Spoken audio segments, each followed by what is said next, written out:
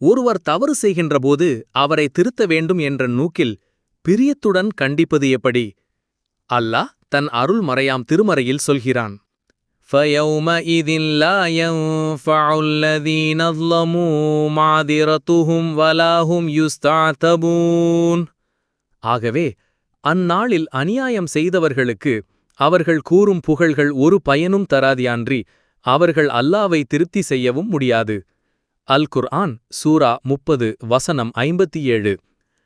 நம் கண்மணி நாயகம் ஹல்ரத் ரசூல் ஸல்லல்லாஹு அலைஹி வஸல்லம் அன்னவர்கள் அருள்மொழிந்தார்கள்.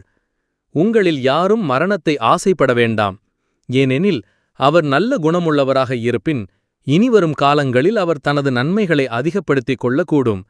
அவர் தீய குணமுடையவராக இருப்பின் அவர் அல்லாவிடம் தௌபா செய்து அதன் மூலம் அவனிடம் பாவ மன்னிப்பை பெறக்கூடும்.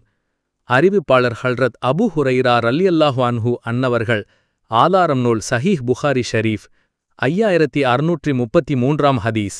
ஒருமுறை பெருமானார் ஹல்ரத் ரசூல் ஸல்லல்லாஹு அலைஹி வஸல்லம் அன்னவர்கள் தன் குதிரையின் முகத்தை தனது துண்டால் தடவிக் கொண்டிருந்தபோது அவர்களிடம் அச்செயல் குறித்து கேட்கப்பட்டது. அப்போது நான் குதிரை விஷயத்தில் பரிவு காட்டும்படி இரவில் அல்லாவால் ஏவப்பட்டிருந்தேன் என்று பதிலளித்தார்கள். அறிவிப்பாளர் ஹல்ரத் யஹ்யா பின் சாயித் ரலியல்லாஹு அன்ஹு அன்னவர்கள்.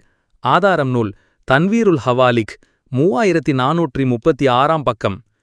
நல்லோர்களது நற்சொற்கள். ஒருவர் தவறு செய்யும் தன் சகோதரரை பிரியத்துடன் கண்டிப்பது என்பது நாளை அவரை இழந்து விடுவதை விட சிறந்ததாகும்.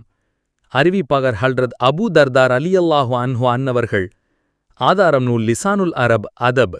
தவறு செய்யும் தன் சகோதரர்களை பிரியத்துடன் கண்டிக்கும் இத்தகைய பண்பாளர்கள் நல்லமல்களில் உள தூய்மையுடனும் அதில் உறுதியுடனும் இருப்பார்கள் என்ற கருத்து மேற்சொன்ன குர்ஆன் வசனங்களிலும் ஹதீசுகள் மற்றும் இமாம்களின் கூற்றுகள் மூலம் கிடைக்கிறது.